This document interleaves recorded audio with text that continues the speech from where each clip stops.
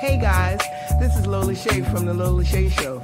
Tune in every Monday at 7 o'clock right here on IAXISRADIO.com for hot topics, cool conversation, and me, your host. Gotta love it. See you there.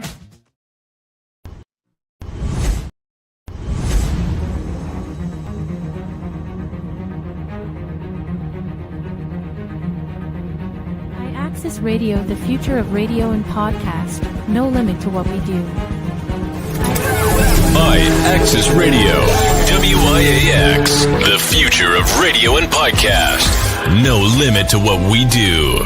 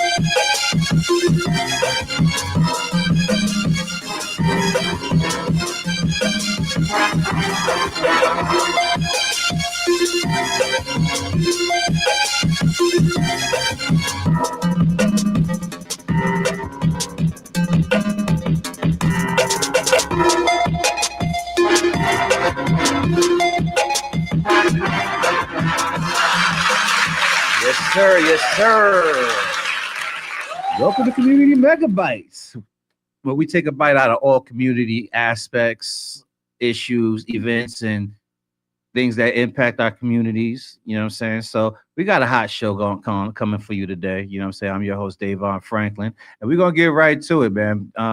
Right now, we're going to get into point of contentions, you know what I'm saying, with my brother, you know what I'm saying, Devin Franklin. So, you know what I'm saying? Without further ado, let's get to this segment. What's going on with you, man? How you doing? Doing well, and yourself? Oh man, I'm maintaining, man, doing a whole lot of running around, you know what I'm saying, a whole lot of holiday shit, you know what I'm saying? You know what I'm saying? Yeah, don't really talk about you being late. That's all good. Right. Yeah, just try to get right, man. You know what I'm saying? But yo, man, you know, there's a lot that's been going on in the news as of late, man. You know what I'm saying? Yeah. So some things that we could talk about, man. You know, right now they're discussing war crimes with man Pete Hegseth and you know the admiral, you know what I'm saying, over the bombings out there in the Caribbean islands, man. Mm-hmm.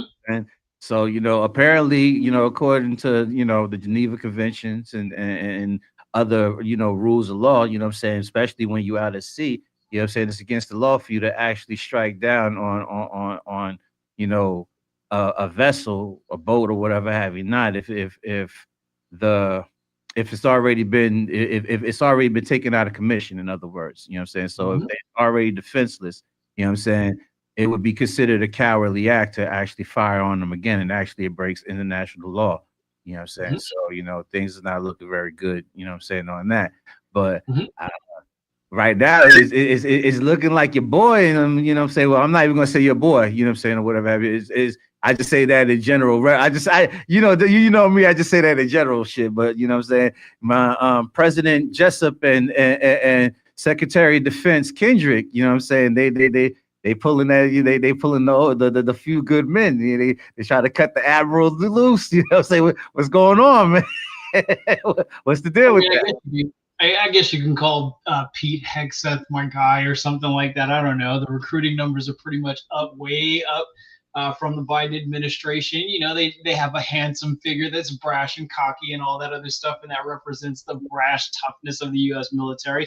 There's a slippery slope when it comes down to that, though, because, all right, so it depends on the munitions that they were using for sinking the boat, right? So if the munitions that they used on that second strike of that disabled vehicle or that disabled vessel, if the weapon type or the munition type disabled the boat but carried a lot of shrapnel that was going to hurt a lot of people or whatever the case is, all right, that's the slippery slope. But if it was there to actually sink the ship, there might be some leeway when it comes down to that.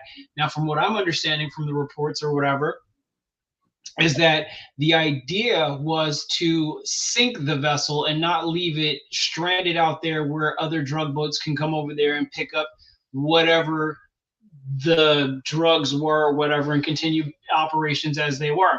And so, you know, once again, it's a slippery slope. It's going to take a lot of investigating, and it looks like they're doing that investigation. We'll see what happens in the outcome. But I mean, if it was to sink the ship and put the drugs at the bottom of the sea, I can completely understand. If it was just to wipe out the parties that were sitting over there, the last two that were remaining or whatever, then of course, they should be held accountable, and that's all there is to it. Well, part of the problem also is the fact that, you know what I'm saying, they're also talking about the fact that them bombing on them boats in the first place is illegal. You know what I'm saying? Because those, you know, when you talk about the drug war or the drug fight, that's actually a police issue. It's not a military issue. And, you know, those are not military forces. So, you know, it's kind of like even against the law for us to even be using our forces to bomb drug boats, especially in the fact that, you know what I'm saying, we've been doing such a good job with apprehending the drug boats and arresting and trying, you know, like trying the individuals responsible for carrying these boats, you know what I'm saying, for like as long as we've been doing the war on drugs, you know what I'm saying? So, you know, and not only that, the whole process of carrying drugs and distributing and distributing and marketing and selling and using drugs doesn't warrant a death sentence. You know what I'm saying? So this is also becoming a problem with this administration with the act itself. And especially considering the fact that they didn't actually go through Congress to actually even discuss, you know what I'm saying, whether or not they're at war, what's going on with the mission, what's going on with the situation. They basically kind of like unilaterally made these moves. So now it's looking like they're gonna pay, you know, some consequences for. I don't know. It just kind of depends on the language, right? Because you stated it in your statement right then and there, the war on drugs. So was that a declaration of war on drugs and cartels or something like that? And so, but here's the thing. There wasn't no declaration that was made that Congress is aware of.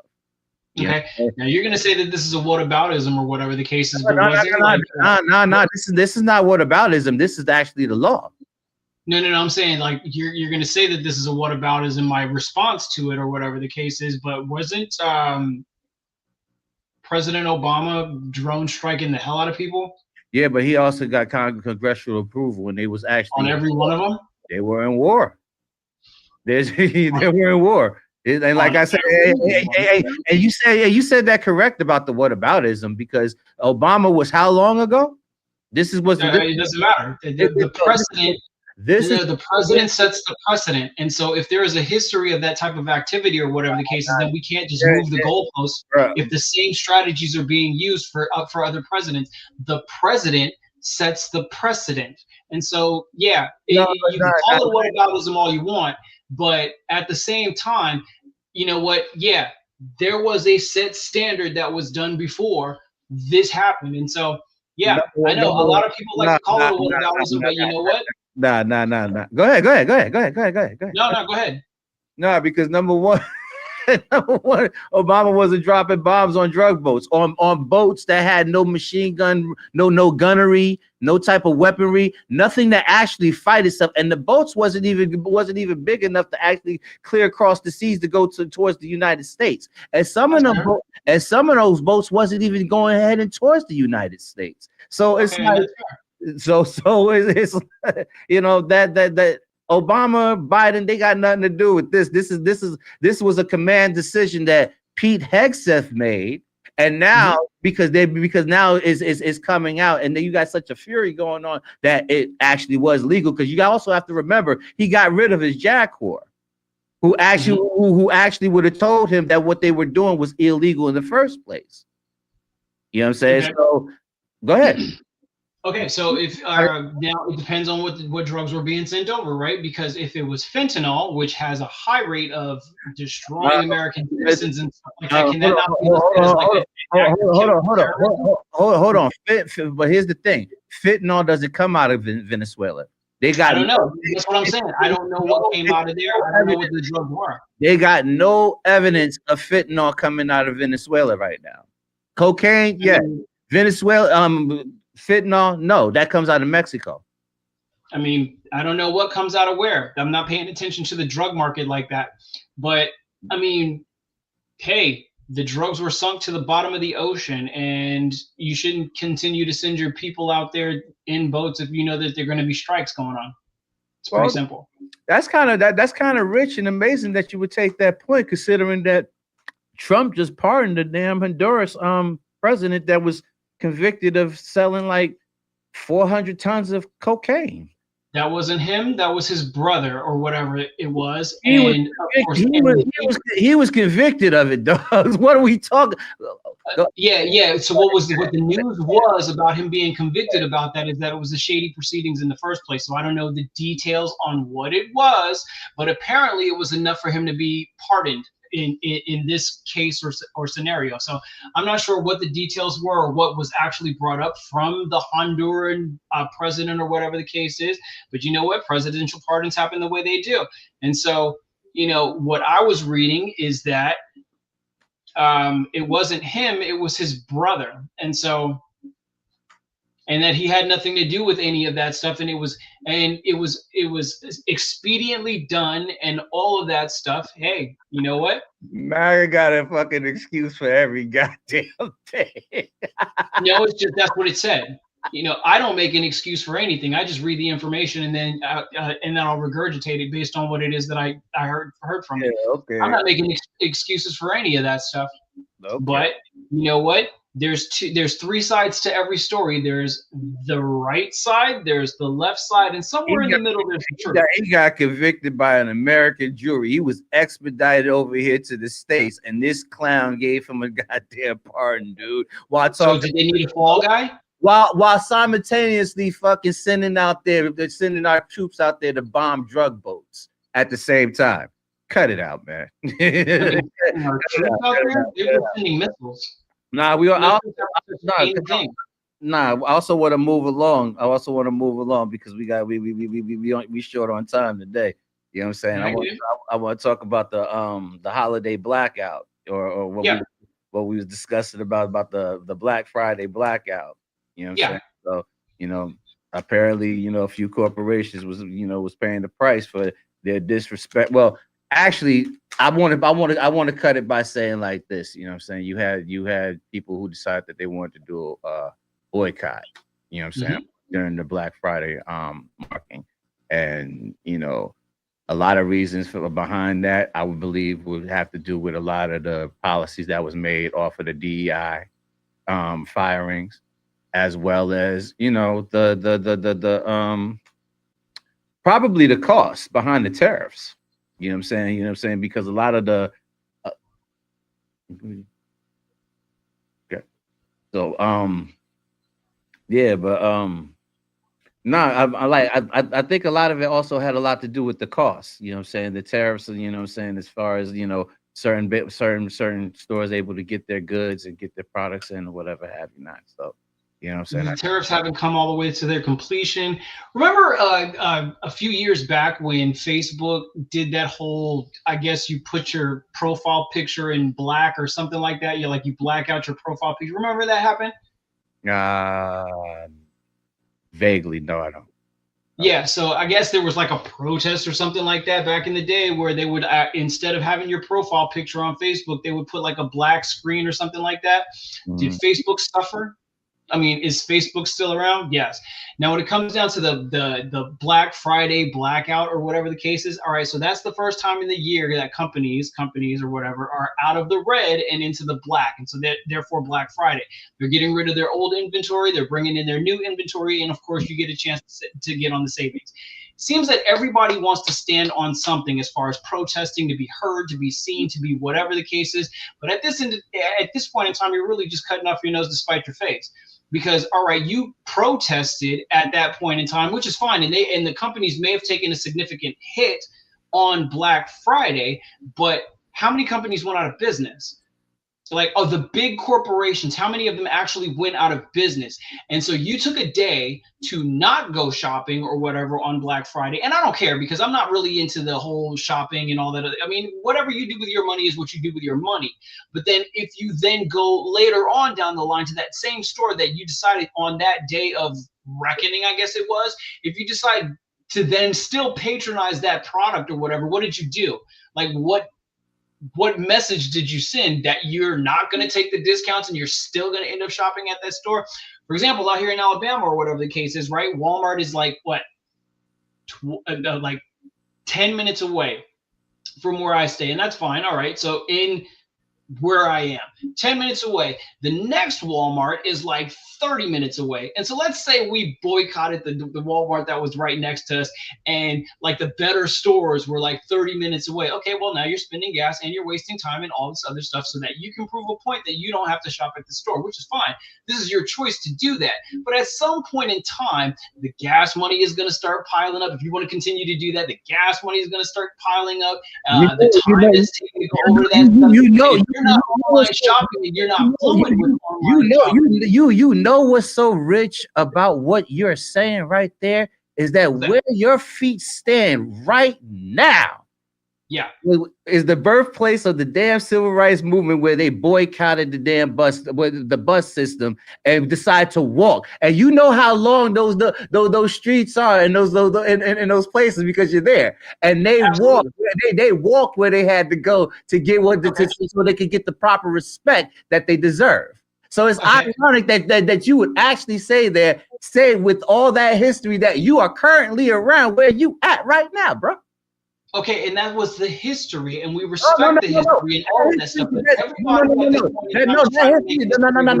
Time out. That history continues, because like I told you yesterday, the first thing that they teach you in business school, business class 101, is that without a client, without a customer, without somebody that is financially patronizing your facility, your establishment, whatever service you're providing, you don't have a business.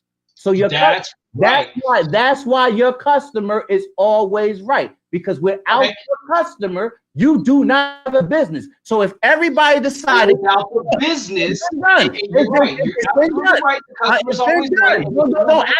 Do not act like it's never been done. It's been done. If the community decides that we are not fucking with you, and decide they're not buying anything from you, your store immediately closes.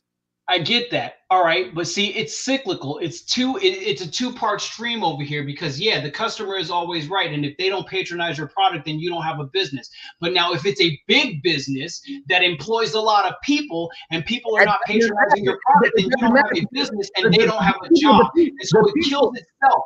Hold on, bro. The people the people that are employed at the business are being paid by the money that's being patronized to the store. Exactly. And so if you're not buying from the store, then there's no reason to keep them hired at that store. So if the customers are not going to patronize the store, how are you going to pay your staff? Well, that's again what we're talking about. It's not so all right. So I get it. Business 101. The customer is always right. You know who doesn't think that way?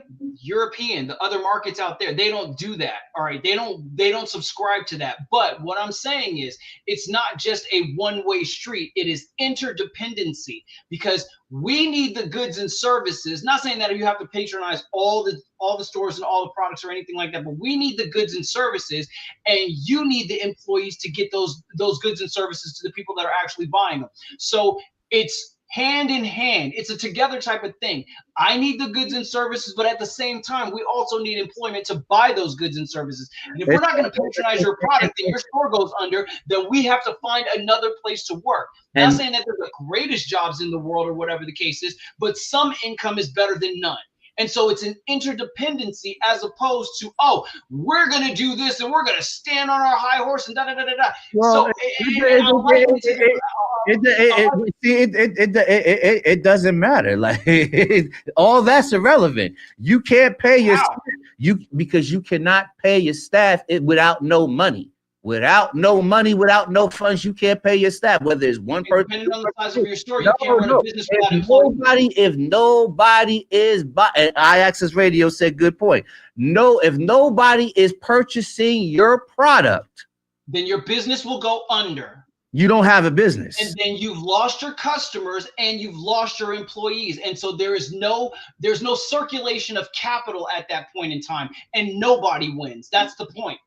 Yes, that's why you have to respect your customers. But we're gonna have to close this segment now because I got to get to the next segment. All right, you know what I'm saying? I appreciate you coming through. Right now we're gonna drop this new joint right here from my man Donnie Roz off the new album Good Eat Volume 3, Proper Etiquette, Intensive Care featuring Queen Dia right here on Community Megabytes on IAXIS Radio. Let's go.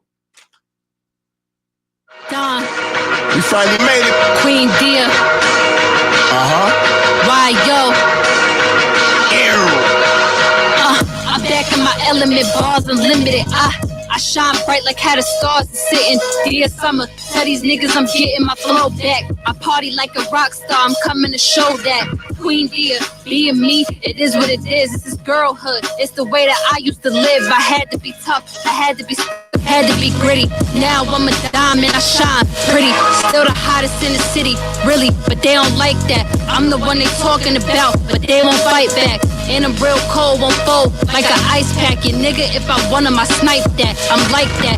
Did a couple shows for niggas, couple features, but when you a threat, they leave you straight on the bleachers. Still on the game, dropping, that's a hundo. I love karma, my bitch eat.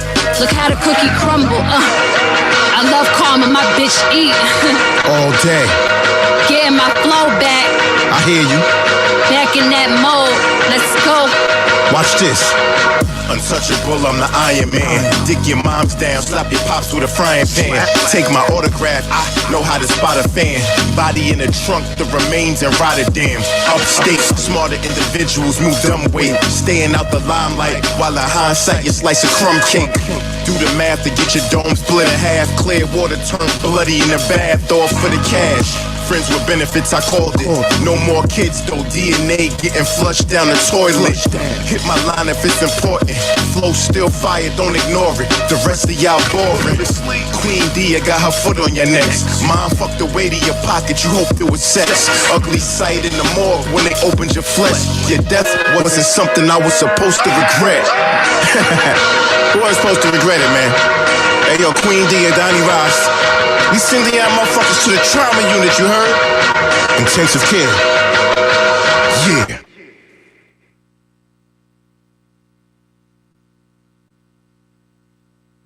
Yes, sir. Welcome back to Community Megabytes. I'm your host, DAVON Franklin. And right here, we got inspirations and advancements. And I'm here with the lovely Angie Soto. Hello, so how you doing? How are you doing? I'm all right. How's everything going since the last time we spoke? Oh, a lot has happened. It's been life has been life, Right. you know, and it's been a real, what can I say, a healthy year. Mhm. I can't really complain because I'm here. Right. Here today. Yes, sir. My family's still good. Mhm. They're healthy, Yeah. you know. So you got to count your blessings on that. Yes, ma'am. Even though it's tough, but here. Yes, ma'am. Yes, ma'am. Thank you for having me, by the way. Oh man, thank you for coming, man. For real, for real. Well, I want to do a little rehash. You know what I'm saying? Like Yes. born equal, Bronx Yes, born, yes. mother, proud That's mother right. of two. We was That's just talking right. about. You was just talking with your daughter. Yes, Yeah, so- always checking in. Yes, Yeah, so, CX. all right. Now, you kind of got your start like in the medical profession, like in the medical field.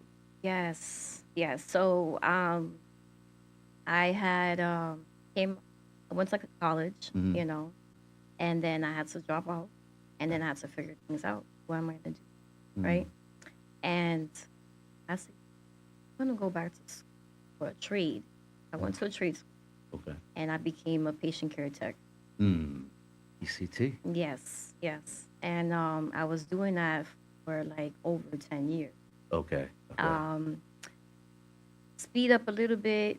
Like I became a mom at 24, Mhm. so I went to school for PCC at the age of 22. Mhm. Then I had my daughter at 24. Okay. So it kind of like went hand in hand to what responsibilities were going to be, right? Mhm. You needed something steady, you need something consistent, you have a new life to take care of, right? So I was in the medical field while raising her. Mhm. Well, and then as when she started entering school, and you know how kids get sick Right. and Right. everything, um, I knew that I had to change my career. I had to shift gears Okay. to accommodate my daughter. Right. Right. So Right. my life evolves around my Right. whatever goes on with my kids. I just have to like go around it, evolve straight around it. Mhm. So I switched up medical, started doing it so I could be alongside with her in education. And yeah, so I enjoyed being in the medical field though. Right. I Right. really did. I enjoyed my patients. Um, I have stories, well, like with Right. different types of patients. Right. They really made my day. Also. Okay. Now you have a background in education. You know what I'm saying? So because you're actually a financial educator, but I want you to go back and talk a little bit about your background in education and some of the things, some of the work that you've done in that. I like I said, I had to figure out what to do because when my daughter's sick or when she's off school, who's going to accommodate and take care of her while I'm to work, right? Right. So a lot of things happen, and I say God just puts you into places where you need it, right? Right. Always. I went to, I started doing EMS. Hmm. Then I finished EMS. So I'm a former EMS. Okay. Yes. And then during that time also, I was like, you know what, I want to switch this. And then I did. I went into Right. I worked with District 75, Okay. Department of Education. Right. I worked with, elementary school, junior high, high school Mhm. students that are special. Okay. And what I did there was like, okay, I like elementary. I love the little kids. They're adorable. And then tend to find your niche.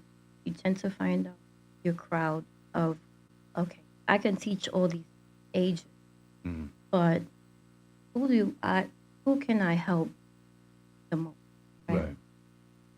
And when I started working in high school, I realized that, you know what, I can help these because it's very relatable. Right. You know, growing up in a household, some of them, they have their parents together or they have guardians or they have two different homes they have to go into. So I kind of was in relating to all those aspects. Right. Okay. And I actually enjoyed my students educating more than the medical, Mm. you know. Yeah. It gave me a sense of like, I'm doing something Yeah. in somebody else's life. Right. Yeah, though I can be there for my patients, but it was kind of different way of being there. You could have bedside manners, right? Mhm. Right. And then you don't see them. But you're seeing these children every day. You're making an impact in their life every day. You become what I used to call my teachers, like my second mom, my second dad, Right. Right. So, that's what teachers tend to become, the good teachers. Right. So a lot of my students gravitated to me and, they loved They love Miss Angela. They call me that. You know, so It's a wonderful feeling, man. Like we were saying, I was talking yesterday. It's like, you know what I'm saying, that when they actually reach out to you when you're yes, not around, when yes. you're out and about and stuff like that, you know what I'm saying, it lets you know what kind of impact that you actually make on them that you probably never even knew that you could actually make. Um, yes. When they started making me drawings, you know, cards Uh-huh. and everything, and they will talk to each other and they say, "Oh, I'm gonna make her this," you know, "I'm gonna make her that," Mhm. and it was also it made their day too. You know? Being there for them in the way of walking with them, Right. you know, they have a sense of, okay, there's a trust there. You Hmm. create a bond with them, Right. and um, they they feel like, oh, I go to school. I can't wait to go to school. I'm excited to go to school because I'm eager to learn. I'm eager to be with my friends, and also I have good teachers around me. Right. I mean, when I grew up, I loved my teachers. You Yes. know, they basically they raised me, and that's what it is. You know, it takes a village to raise these children. But it's also special because it's like, not a lot of kids is gonna go run up to any old Of adult. course not. You know what I'm saying? And Of even if course not. even if it's a teacher that they know, if that teacher didn't really, if it's that kind of, they look at them kind of mean or whatever, having that, they tend to stay away. So that lets you know that you make a positive impact on the kids' lives. So that's definitely stuff. And I think that for many people in the education department, uh, that is the goal, Mm. is to make a positive impact. And you know, you tend to reminisce those teachers. You're like, oh, you know, remember Yeah. this teacher and in this grade and everything. Yeah, so I would like to think that will become, you know, part of that memory or that core memory for them, Right. or a special place Mm. to reminisce on. Okay, okay. Now you taught special needs in high school. You know Yes, what I'm saying? Is there like a difference in teaching special needs versus yes, it's very diversity. It's broad spectrum of you have from kids that cannot, you know, move on their own, Mhm. nonverbal. Right. I mean, I worked in each classroom is, you know, 6 one-to-ones, or 8 one-to-ones, and 12 one-to-ones. So, you know, this is the 12 is, you know, the amount of kids in the class. Right. Same thing with 8 and the 6. Right. And these are different, you know, levels. And some of them are behavioral. You know, this is different of mental health. Mm. You know, not all of them are autistic. Mhm. You know, sometimes when people think that a special needs is automatically autism, Uh-huh. no, this is such a variety of things when it comes to these children.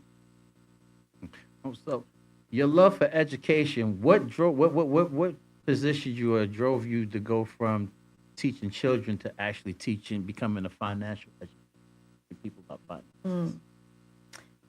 It's interesting how that happened because, you know, we had COVID Right. and we were teaching on Zoom and just trying to get the kids out of bed, you know, and motivated and say, hey, guess what? You're still in school. Um, and then after COVID came the whole thing of vaccination. Mm. And like many other my colleagues, I was one of them that did not take the vaccine. Mm. So during that time, there was a lot of, you know, being take the vaccine, you're not able to. Mm. Yeah. So unfortunately, like many others, taken off payroll. Right. And during that time, it was, you could say, the ending of 2021, Okay. where, you know, I had to, you know, just like, what am I going to do? You know, I don't, to each his own. I don't want that, Right. you Right. know. But I was a new mom again. My son's about like, you could say 15 months old. Okay. And, you know, I had him in daycare and then I had to pull him out. due to, him getting sick all the time. And then I had also, that's in the middle of going into my own medical. I had to get back surgery. So all this happened at a time where I kind of felt like my back was against the wall, Okay. you know? And during that time, PHP agency came, my my laptop. What's PHP? PHP is helping people. Okay. Yes, it's a financial marketing organization that I'm a part of. It's so I have my own business, Mhm. and it's branches with PHP agency. Okay. Yeah, so I like to say, I'm an entrepreneur, but I'm a mom entrepreneur All right. because I have to balance both life, right? Right. Business and mom. Well, what do you do with your business? What exactly do you do? I educate about finance. Okay. Yes. Okay. And I'm happy to say that I may not be, when that door closed on me for the DOE, this one opened, this Okay. opportunity opened, and it's just God's timing, you know? It's great, the timing, actually. So with financial education, at the end of the day, I say I'm still an educator. It's just that I'm now teaching the adults. I'm teaching the parents Right. Right. of the, say, parents of, who knows, of special needs, Mm-hmm. of general population. Right. I'm helping the children, Okay. point, and because I'm helping the parents to manage their finances so that they can keep it together in their household. Mm-hmm. There's unity instead of separation. 'Cause you know that money, tends to separate families in relationships. So I like to say that I'm able to be the bridge of that gap between a marriage, Right. and keeping marriage for their, they can grow in the good, not be arguing over money, hearing mom and dad arguing about money. Right. Why? Because now they're financially educated. Right. Well, what are some of the services that you actually provide that your business provide that actually helps them from actually going through those? Hey, Terra Vocals by Jamel coming to say hello. Have a great show. Appreciate you. Thank you. Hello. But what is it that you actually do to help these families so they don't have to go through these problems? I teach them financial literacy where I hear about their financial needs. Okay. What is their goal? What do they want to? What are the dreams really? Right. What they want to do. Yeah, some people will say, I just want to get by. I don't want to, live paycheck to paycheck.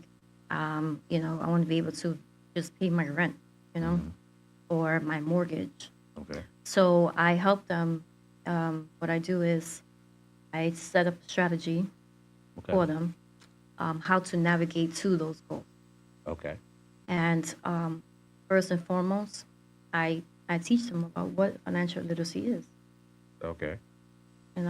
I help them with the education about life insurance because I am licensed life insurance broker Okay. here in New York and in other states of the U.S. So I am able to help families, elsewhere, but not just where I live, my community here. Right. The beauty of Zoom, right? The beauty of phone calls and everything. Right. I could set up appointments that way as well. But to educate them about their resources and options. Uh-huh. You was telling me about create business plan. Yes. Yes. Yes. Yes. We also, I teach them about entrepreneurship, Okay. to give them business owners options Mm. of how their business float. Okay. How to not only just the client a homeowner or someone who's renting how to get ahead of inflation, Right. but I also help the business owner as well to get ahead of inflation. Now I wanna know about this. Living benefits from life insurance. Yes, Yeah. it's a beautiful What's the thing with thing. that? That's the new life insurance. All right. All right. Okay. A lot of people think, oh, life insurance is old, this whole life. Yeah, is that. But um this is with living benefits. So is what it says there, while you living, Mm, you know? Um you can access this, you can access in your policy, whether if you are injured, okay. a serious injury, if you come with a medical ailment, unfortunately, that's part of life, sometimes. Yeah. So, and there's long-term care Okay. involved in the policy as well. So these are some of the benefits of living benefits. Okay. How about the payout mortgage with life insurance? You can have assist yourself with your policy and with your mortgage as well.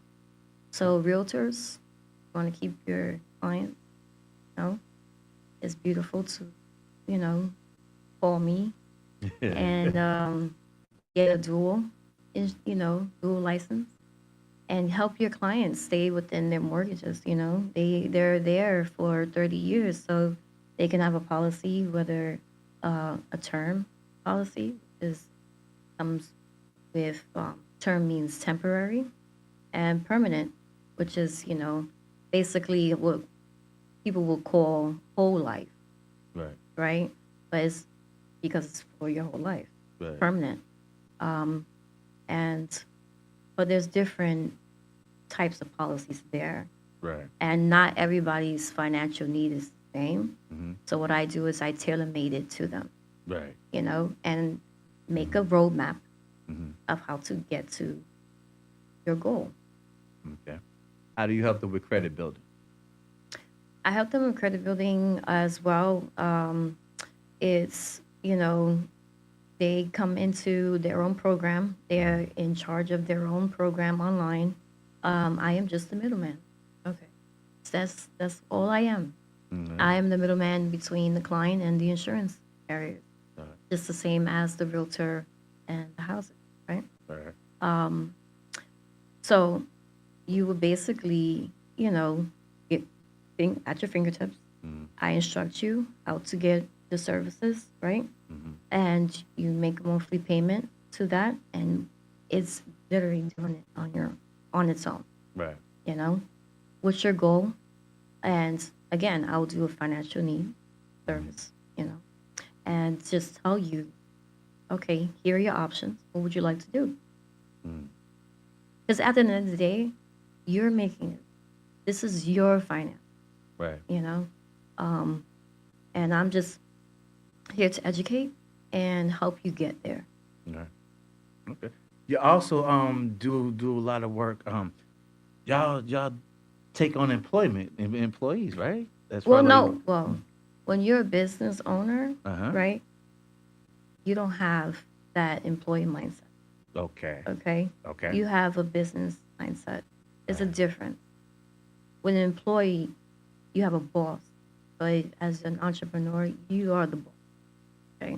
Right. So when you come on board with me in the brokerage, you are your own boss. I'm here to help guide you to build your business. So in other words, not only do you provide the services, you can also help them go into business for themselves if they want Yes. to do exactly what it that you do. Exactly.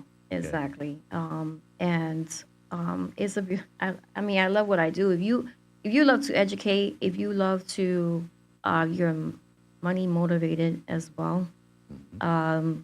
If you like to sell, that's beautiful too. You know, it's at the end of the day, you want to help people. Right. You stated to me in our previous conversations that finance and mental health go together. How so?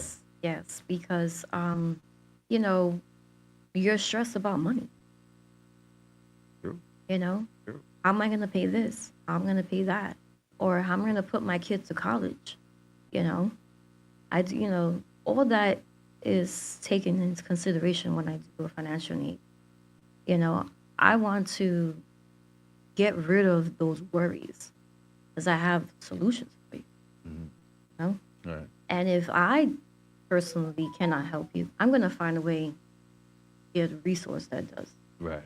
You know? Right. Or I know somebody that knows somebody, right? Yeah. So it's simple like that. It may sound like, oh my, it's hard work or whatever, because you have to, one, get licensed, right? Two, continue to be coachable and a learner, especially if you, like myself, didn't come from this background, financial insurance industry. I was taught by great coaches, mentors, mentorship, leadership. You have that, you are well off. You definitely are well off. And you come from an employee mindset to a business owner mindset, because you have what you put in is what Right. but you have time, right? Mhm. No one's telling you when to clock in, clock out, Right. Right. You have time with your kids as well. Like I homeschool my son, my 5 now. Okay. Now he's starting, but this, yeah, mom worked and mom also educated him. I mean, I had the blessing to do that, Right. but I'm not the only one that can do that. You guys could do that too. No, it's possible. What you think is impossible is like, oh, and then God's like, oh, yeah, That I was got good. you. That was going to lead me right into the next subject. You speak a lot of spirituality. You know what I'm saying? How prominent is that in your life? Oh, God is definitely number one. Um, He is my provider. Sure. I am here today. Of course, all of us are, but um, I am here today. Yes, of course. You know, there has things that happened in my life where almost cost my life, but here I'm here, testimony. You know, um, I walk by faith, not by sight. Right. You know, I believe in God very much. So it's my strength, it's my motivation. It's I help, like, basically, if I need prayer, I know that there's power in prayer. Yeah. you and I've seen miracles. Seen miracles. I've seen his work. Even though I don't need that to be proof that he exists, but yes, that he does. That's my faith, and I'll debate it time. I could dig it. I could dig it. Now you also was Bronx Puerto Rican Day Parade princess back in 2016. You wanna talk about Yes, you and your yes, daughter? yes. My daughter and I really went on. I put my daughter in there first. Um, I saw a flyer, and then my friend, she had mentioned it to me. She was putting her daughter in it. And I was like, you know what? I want to educate my daughter about our culture. I believe that's very important about the next generation to know about, their heritage. I'm Black and Puerto Rican, I'm mixed, but my culture has been throughout my life. And why not know where I come from? Why not know, my history? Yeah. So I kind of felt like, I wanted to pass that on to my kid, You'd want to do different things with your children than how you were raised. So that's me as a mom, as a parent, that's what I chose, to do things different. to instill faith in her, to instill, to have a relationship with God, to know Him, right? The next generation needs to know God. Very important. So when Jesus Christ comes, they can recognize Him. They know Him. Minty Men, thank you. Very encouraging testimony. Shout out to Minty Men. What's going on with you, man? Hello, guys. Let's continue. So, I wanted her to, be proud of who she is too. A Latina, a young girl in the Bronx. And just, know who you where you come from. So she represented Bayamon. And then I had a good friend of mine, Soto. That's her last name. So my last name is Soto. So we have this thing where we call each other Soto, right? Every time we see each other, Soto, hey, Soto. Yeah, so right. I love her. She encouraged me to join to do the competition. Okay. And I said, no. At first I was like, no, I came here for my daughter, I'm here to be her cheerleader and, because that's just me. Right. Like, I'm that mom. Like, yeah. And they're probably like, that's my mother. But, so young, she started doing the infant team, which is the young girls division. And I thought about it and I was like, all right, sure, why not? Let me just, since I'm here, right? Right. Even though I know about my heritage, I'm like, this is for her. I never want to outshine anybody, especially my own kid, so, or to embarrass her in any way. So I joined and I did the women's division, and my daughter won, and then it was my turn. I did a choreography because I dance and I do choreography, and I did her choreography. So what her choreography was, I had her join me and put it together. So did a mommy and me talent part of the talent. Okay. And that to me, that was the highlight. Right. That was the highlight for me, is to just do that with my kid. Right. Yes, I won, but it wasn't about the crown. It wasn't about the sash. It wasn't about, people saying, congratulations, you won and stuff like that. You got to see me and my kid, and basically she did amazing. So I was so proud. I was a proud mom.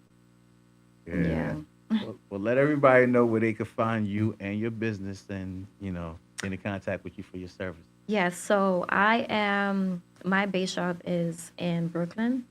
So I'm looking to expand also in the Bronx and other boroughs as well, throughout, the tri-state area as well. But first we are planted in Brooklyn on 13th Street. So you can reach me and email me if you like at tao0884@gmail.com. So it's tao, tao0884@gmail.com. And so you can reach me there and come to one of our financial literacy workshops. I'll send you the address, invite you. And it's very lively group. So you feel right at home. Like you're basically feeling like family. That's it. Tao884@gmail.com. Is 0884 at Gmail. 0884 gmail.com. Yes. Oh, okay. Well, definitely. And come get educated. Help to help your family, help other families as well, help your community, just the same as I am. And let's get ahead of helping these kids as well, with faith driven. Yes, ma'am. Yes. Well, as you saw, those, ladies and gentlemen. Thank you, guys. Yes, thank you for coming through. Well, we're about to close out this segment right here with a new joint by my guys, Miguel and John Q. Es Mayor, Estar, Solo, Kemal, Ecapando, Ecabando, Ecabandano. Wepa. Yeah, that's right here on Community Megabytes on IAXIS Radio with Davon Franklin. Thank you.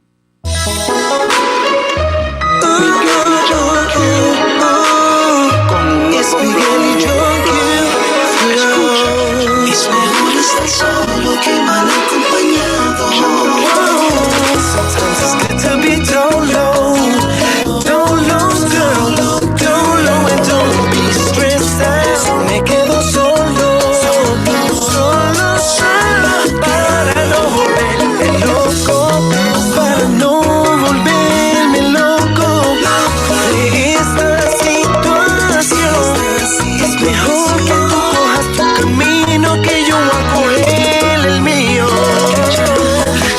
Estoy cansado yo, llego a casa solo queda dolor. No puedo seguir así, tengo que hacer lo que es mejor para mí. Y eso ya lo sé, eso que me dice. Viviera yo mi vida y no te metiera en la tuya. Nena, qué locura. Es mejor estar solo.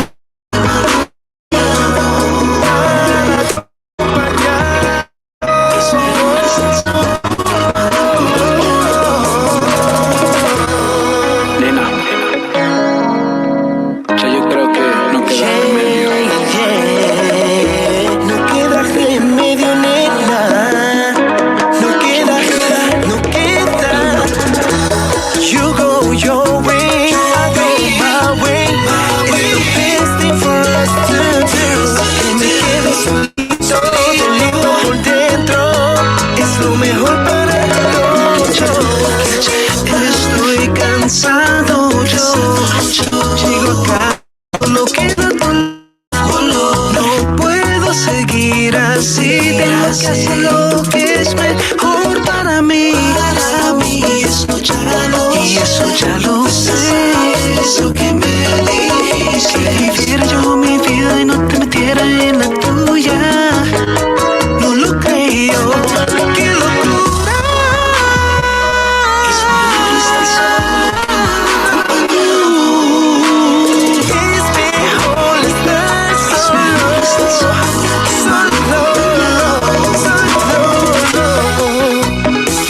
Red Music junto a Miguel y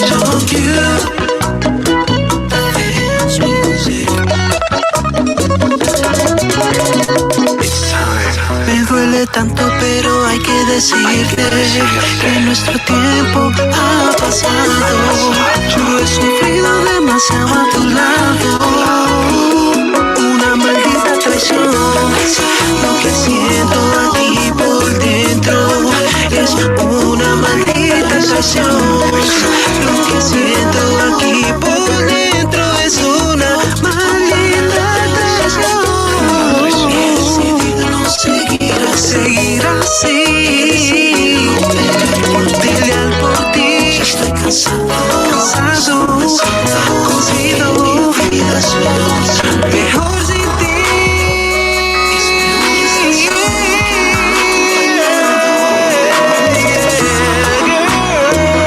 Es mejor estar solo. Es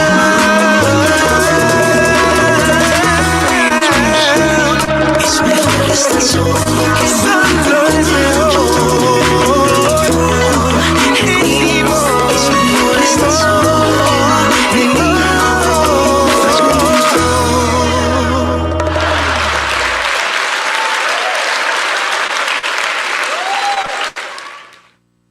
Yes, sir. Yes, sir. Yes, sir. Welcome back to Community Megabytes. I'm your host, Davon Franklin, and back to our inspirations and advancement segment. And I'm here with this gentleman, with this author right here. This gentleman, what's going on with you? What's up, brother? Burl Menace. How you doing, man? It's Menace. Menace, yep. Yes, sir. Like, exactly. Yes, sir. When I was in the military, they used to call me Sergeant Meanness. You was in the Army, right? So, yeah. what was your MOS? Armor. So I was main battle tanks. Okay. All right. Talk about this book right here. Yeah. What inspired you to make this book right here? And ladies and gentlemen, this book is called World Peace. You know, what inspired this book?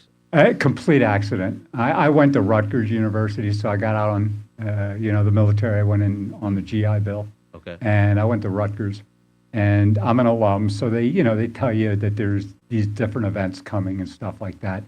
And the Dalai Lama came to speak at Rutgers in New Brunswick, and it was on war, peace, and reconciliation. So I was like, yeah, I got to check this out, Guys, seriously, people of Earth, hear me. If you get a chance to see the Dalai Lama, go.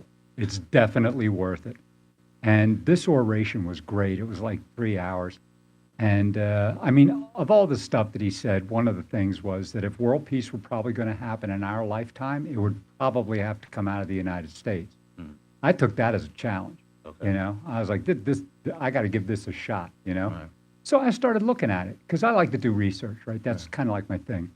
So I started taking a look at it, going nowhere fast. It was just dead end after dead end. It's just so convoluted, so complex. So I was like, okay, let me take a different swing at this. What is misery? What are we looking at that we're calling all of human misery?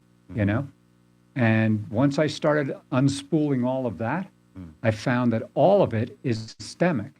And that had not been identified before, but everybody else said it. I'm just telling you what they said. But why would they say that it would come out of the United States? Probably just because of the timing. Okay. We're the world's global reserve currency. We're like the superpower. We're like, on the world stage, as far as governments go, we're the only winner-take-all democracy. There's a ton of reasons that he probably would have, singled us out. And in any other time, he said it could have been anywhere else. But, for this time, it would have probably been the United States. We were in the best position to do something like that. We also have the most prisoners out of any country on the planet. Yes. So, it's the good with the bad, but it's all an expression within this country. We see it all, from the good to the bad, everything that we've done as a species. We see it all right here. So this is a great place to total all of that up and visualize all of that, and then actually put it into something that's understandable. And these guys have been saying that it's systemic, Well, what do you mean by systemic? Well, it's self-reinforcing. Okay. So all of these little problems, like we have problems with money, right? Okay. Everybody's got problems with money. There's just never enough of it, or there's too much of it, And that's as big a problem as anything else. Everybody's chasing after money. Everybody has, the same kind of a misery related to money. Everybody has the same kinds of misery related to a lot of things, right? And those just need to be defined either on an individual level or on a universal level. And when you do start pulling all that stuff together, you realize that it's self-reinforcing, misery. And we created it for ourselves. How do we create it for ourselves? Yeah, man. So I had to go all the way back 13,000 years to find money, just to find money, And it comes in many forms. It was elephant tail and salt and seashells, and it was like all kinds of stuff. But the first appearance of trade coin is sometime after an ecological impact that had occurred 13,000 years ago. The planet burned, So we use that as kind of the marker. Because if you look in the archaeological record prior to 13,000 years ago, there's veritably no evidence of murder in our species. Okay. You could see it in Neanderthal, you could see it in Heidelbergensis, you could see it in Floresiensis, you could see it in other species of man, but you never saw it among us. 13,000 years ago, we didn't kill. It only happened after that. Why is that?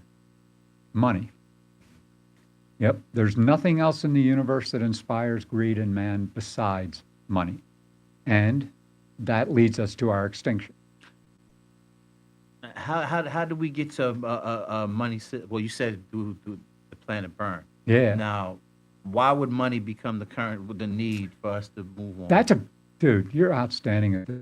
You're really good at this. Thank you. So before 13,000 years ago, we were a gifting system of economy, right? It was all predicated on reality, right? Physical, tangible. I have an apple's food. You eat, here you go. And that's it. No expectation of reciprocity, nothing like that, you know? It's just, food, water, fire, right? So those three things, if you give those three things to a human, we can exist anywhere in the universe. Take away even one, and we can't exist even on Earth. And we lost two. There was no more biogenic elements. There was no more ability to raise fire. All we had was water everywhere, And we actually started going into like these industrialized meat producing type of snares and traps and things like that. They call them desert kites, right? And they exist from, as far down as like Saudi Arabia, all the way through Jordan, all the way up into Kazakhstan, And they're just like, they look like a sawtooth on the ground from above. And at the tip of each one of the sawtooths, there's a hole. So you put these across the migratory path of certain animals in both directions, you'll get a lot of them falling in the hole. And that's how you start producing meat on a large scale. Because there was really no flora left. It all burned. Okay. And that takes hundreds of years to recover. I mean, you look at a forest burn, It takes hundreds of years because those seeds are gone, everything's gone. All we were living off was meat at the time, and we needed it in bulk quantities. And that's when you start seeing those traps emerge. Well, I don't want to take away from the conversation that we're having, but when you said the planet burned, I keep thinking about certain things that I've been running across, seeing as far as like the nuclear wars of thousands and thousands of years ago. Right. And I know it probably has nothing to do with this, but you know what I'm saying? But just between you, because we were a lot smarter once. Homo erectus is the guy who gave us fire, right? Okay. So we say Prometheus gave us fire. Oh, he's a Greek, 3,500 years ago, something like that. No. Archaeological record shows that it was Homo erectus. This guy lived 2 million years, arguably the most successful human ever. We've only been around for 300,000. This guy was around for 2 million years. Now, we had fire for 300,000 years, and we were walking on the moon. What do you think he did with 2 million years? I would not be a bit surprised if our technology was much, much greater back in the day. Because just in the last 115,000 years, Earth tried to kill us no less than 5 times, and it knows how. So we had the Ice Age that hit 115,000 years ago. It's like, 85,000 years ago, Azo in Japan, it's a super volcano. Right. That sucker blew. They have a volcanic eruption index, a VEI. That was an 8. In all of recorded history right now, we haven't seen anything bigger than a 3. Mount St. Helens, Mount Pinatubo, Krakatoa, you name it, even Vesuvius, all of those, never more than a 3. Azo was an 8. Damn. And this 15,000 year period, 15,000 years later, Tobo in Sumatra blew. That was another VEI 8. That absolutely decimated us. So we know that there's a genetic bottleneck in there because our numbers got down so small, we almost went extinct. Wow. But that wasn't enough. Earth throws another one at us at 52,000 years ago. Fortunately, it wasn't an 8. It was only a 6, but still twice as big as anything we've seen. And it just kept pounding and pounding relentlessly until eventually it was just humans that were left. Neanderthalensis was gone. Denisovan was gone, and they just couldn't endure it. They couldn't survive it. We had that gifting system of economy, right? We were able to support ourselves everywhere with simple birthrights, biogenic elements, water, potable water, that kind of stuff. And as long as we had that stuff, we could endure, we could persist.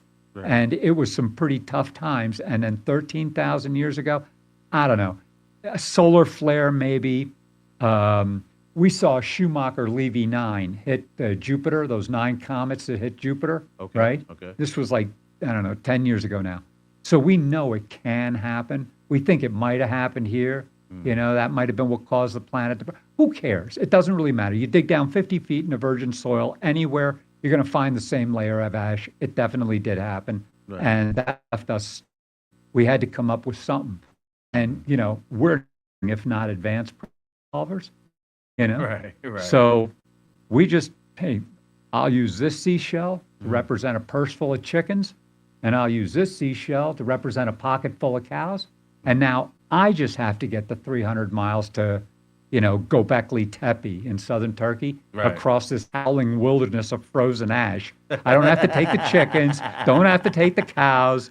I can just chill, get over there, and get him to understand that this is a purse full of chickens and this is a pocket full of cows.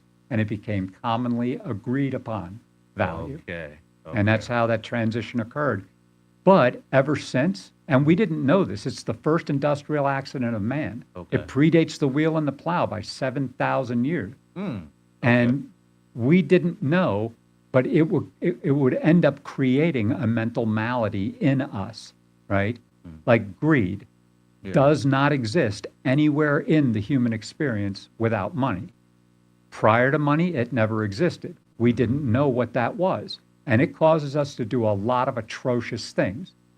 And if you can be made to believe in absurdities, you can be made to commit atrocities.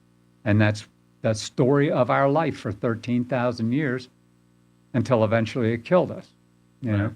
Now you said that we're extinct. Why you say that? Well, it's a genetic threshold, right? So the one of the very first markers are when the gene pool is closed, right? So if there can never be any new infusion of genetic material into the gene pool, we're history. We're done. And according to the National Science Foundation, we hit that about 175 years ago. Wow. Well, we murder a lot, dude. We kill everybody, you know? And it's unbridled, you know?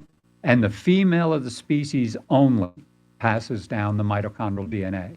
We can't get it from anywhere else, and now we're down to one line. The Y chromosome, that comes from our father, right?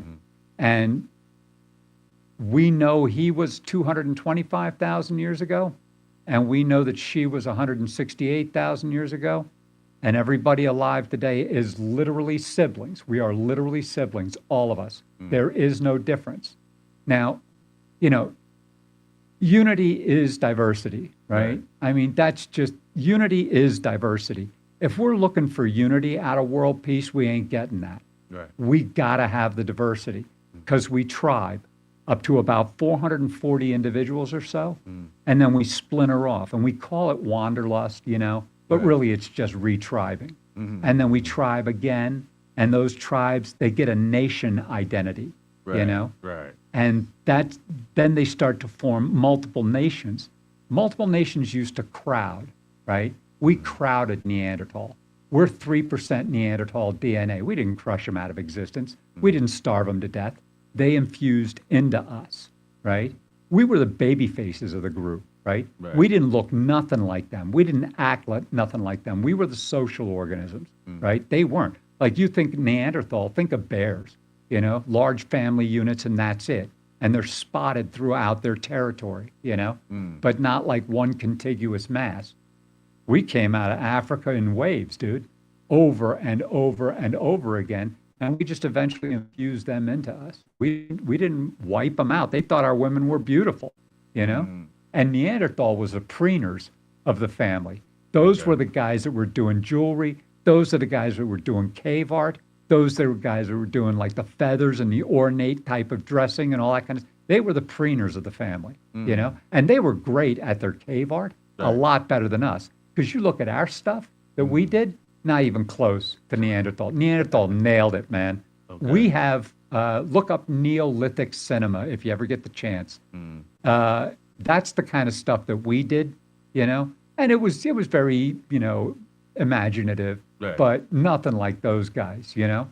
And they were very cool, but, you know, we eventually just infused them into us, and we absorbed them. Same thing with Denisovan, right? Right. You go down to the Philippines, they're like 5% Denisovan DNA, and they call it the super athlete gene, right? Which is something that I looked up because the Dalai Lama was the one who spoke about this. Right. The Sherpas that do like the high altitude K2 mountain climbing, all that kind of stuff, you know, that all the climb, they have that gene, super athlete, allows the muscles to perform as efficiently at high altitudes as it does at sea level. So it's just it's a matter of processing oxygen. Right. And you know, the free divers down in Polynesia and stuff, you know, that do this as an Olympic sport, they've got the same genes, you know. But it's just an efficiency for your muscles, you know, in processing oxygen. But we got that from Denisovan, man. So we absorbed a lot of our previous species, and they saw us as the hope and the promise, man. We didn't look anything like them. We didn't act nothing like them. They genuinely hoped the best for us. You know, we were going to carry on the family of man, and now we're it, you know. 15,000 years ago, we even started crowding dogs and cats, pets, right? Because we no longer had humans. They were all gone by 45,000 years ago. And for 25,000 years ago, we sat in loneliness, man. We were all alone, and we started crowding dogs, and we started crowding cats, you know, and you know, domesticated animals, because that's how we roll. We like doing that stuff, right? We like pets, right? And this is an expression of what humans do. We take care of each other, Right.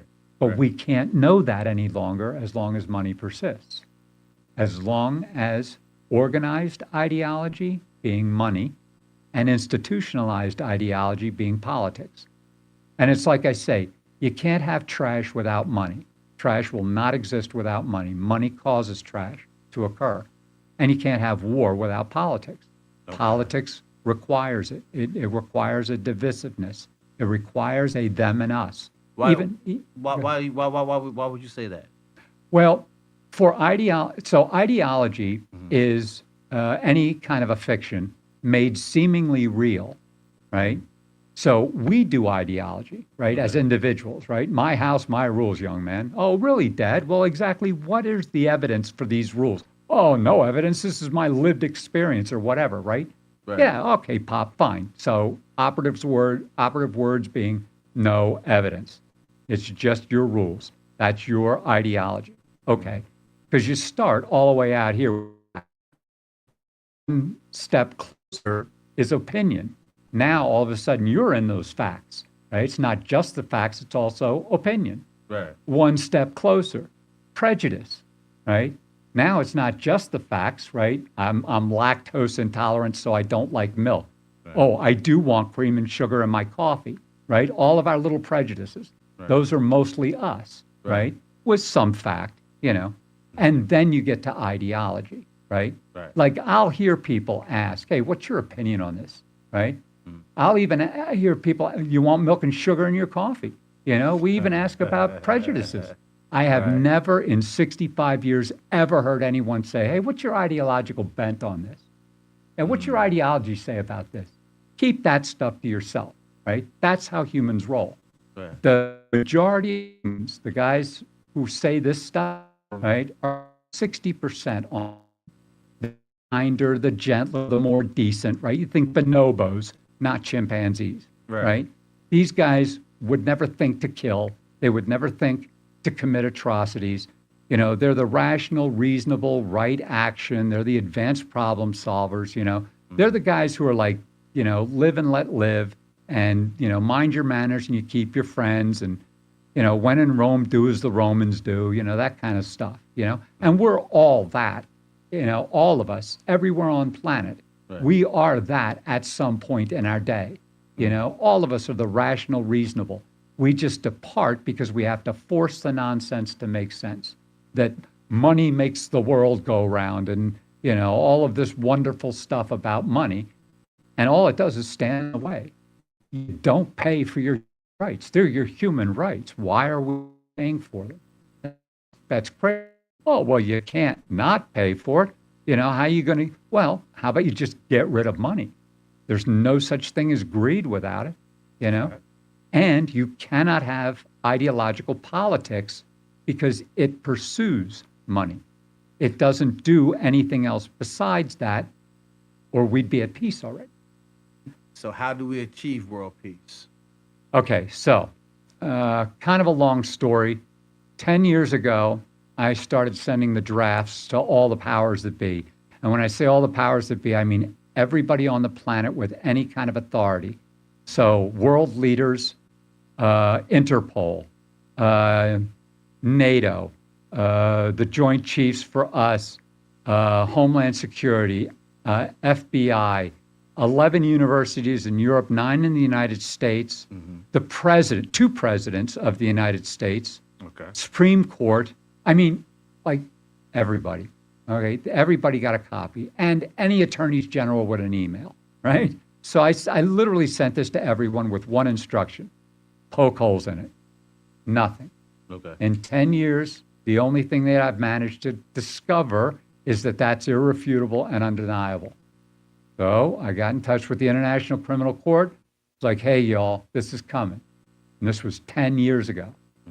And to their credit, they got it ready, right? It was supposed to launch in September of this year. We had a little bit of holdups and stuff getting the book out. So it came out on November 11th. To their credit, they were ready at the beginning of September. They got this portal together. It'll take 4.1 billion hits, and that's the majority. 4.1 billion plus 1 is the majority. They had an old email server. It was like 350 million hits. That thing would have been tits up. So yeah, the portal was great. Right. But yeah, this is literally it. You want world peace? You want it for Christmas? That's easy. Chime in. They're expecting our correspondences right now. Okay. You just go online to that portal. It's right there in the book, and it'll take you right into the form. And you can even submit anonymously. You can submit anonymously. You don't want to show off. That's great. Just chime in, join the majority, and we all come in for the big win. What's that site that they find you on? It's the International Criminal Court, the ICC. ICC. Yep. Okay. And it's the submission is under Article 15 of the Rome Statute. So if anybody's interested, they can look that up.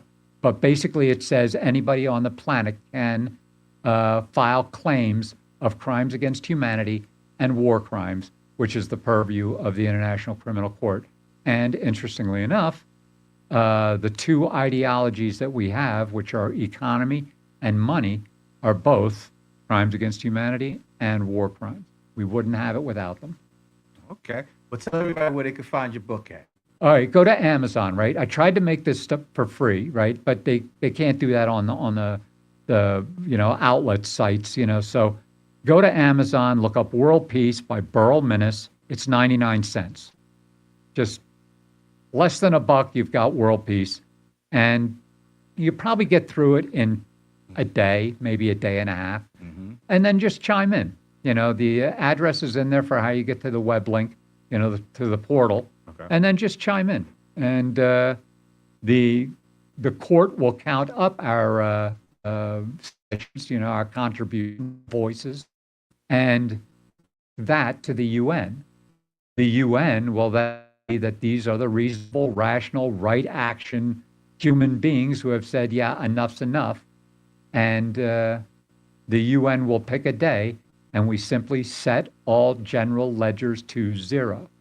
It's literally as easy as that. No advanced accounting, no actuarial gymnastics, okay? No reconciliation. Put a 0 there and walk away. And it's not like we aren't already making it. Nobody gets paid first and works later. Everybody does the job already and then gets a paycheck. Well, we got no debts, got no bills, keep the paycheck. Where can the people find you if they want to talk with you? Hey, what's going on, Big Rich? Rich, okay, family, I'm watching. Hey, what's going on with you, baby? Nice. Yeah, so there's a webpage that I had set up. It's theworldpeacecouncil.com. So the World Peace Council. If you go there, you can contact me through the contact organizer, and you can even have, there's a contact page. You can even have me scheduled to come out and speak to you. Y'all, I will come to a cafeteria near you. I don't care. If you need me to talk to this, I got your backs. Just hit me up on that website, theworldpeacecouncil.com, and I will make an appearance for you. I'll answer all your questions. What's up? And Bill Burr, Thank Burl you. Menace. Thank you. Appreciate you coming through. Oh, yeah. We're gonna do this again, man. I want to talk some more. Outstanding. Stuff like that. Anytime you want, I'm here. Yes, sir. Yes, sir. We're gonna take a quick video break and come back with Saddam, the God of Sound, right here on Community Megabytes on IAXIS Radio with DAVON Franklin. Let's go.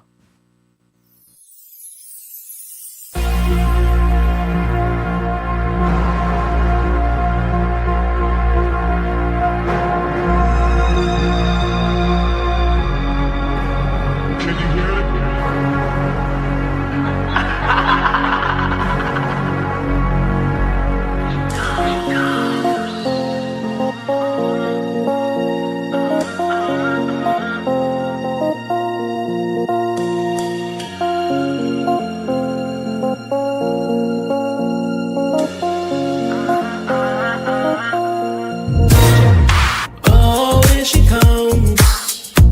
She gon' take your heart and use up all your love. She don't care about nobody but herself. Have you ever seen the devil in Chanel? And she's so conceited, I don't need it. Club season every weekend. I know she's got a man home. She don't call it cheating, buy drinking. She comes easy, bullshit freaky. Oh, here she comes. Oh, here she comes. She gon' take your heart and use it like a drug. Oh, here she comes. She the type of girl that's taking what she wants. Ooh, that girl so dangerous. Know that body hot, but can you handle it? You can take a shot, but you be gambling. She might fall in love, but she can't commit. She the type of girl that you can't forget. Saying she had thoughts, but she cancerous. Everything she do is so damaging. Stay away if you don't know her. And she's so conceited, I don't need it. Coming season every weekend. Girl, she's got a man home. She don't call it cheating, buy drinking. She comes easy, bullshit freaky. Oh, here she comes. Oh, here she comes. She gon' take your heart and use it like a drug. Oh, here she comes. She the type of girl that's taking what she wants. She the type of girl that gon' get that money. All she wanna do is get rich like Roddy. Breaking all the hearts is what you do for a hobby. She get wetter than the bottle girls at the bars. Everywhere she goes, she that trending topics. Billions and hundreds out of body. Oh, here she comes. Oh, here she comes. She gon' take your heart and use it like a drug. Oh, here she comes. She the type of girl that's taking what she wants. Oh, here she comes. She gon' take your heart and use it like a drug. Oh, here she comes. She the type of girl that's taking what she wants.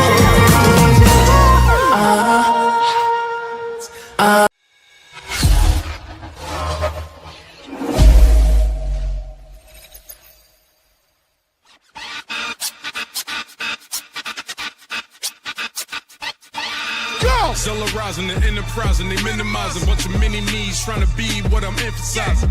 Exercising my excellence, them pessimists never make a move, trying to wound my intelligence. The optimist, see the world through my Oculus, is obvious. I'm the world breaker, bring apocalypse. Mobster hit, 100 shots at your favorite eating spot. I need a lot, came from the bottom, that's why I see the top.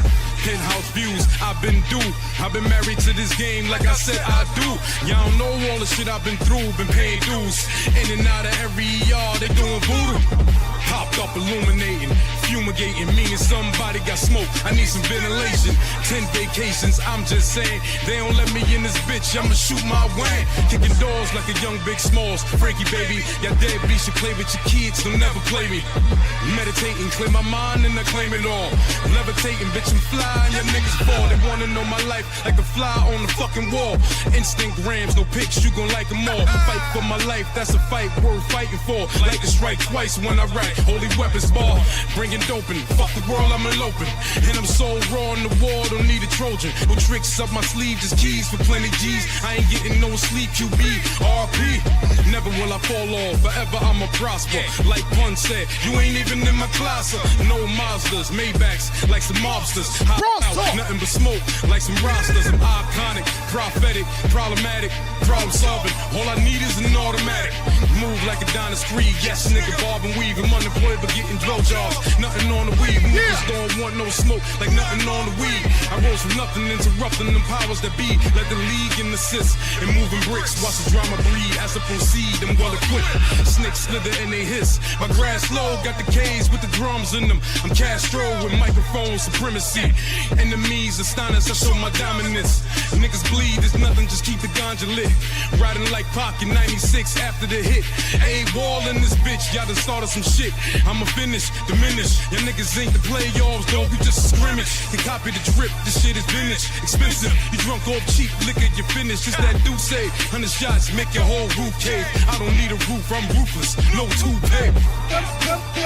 What you say? What you say? Straight headshots. What you say? You know what it is, nigga. You know what it is. What you say? What you say? I'm just saying.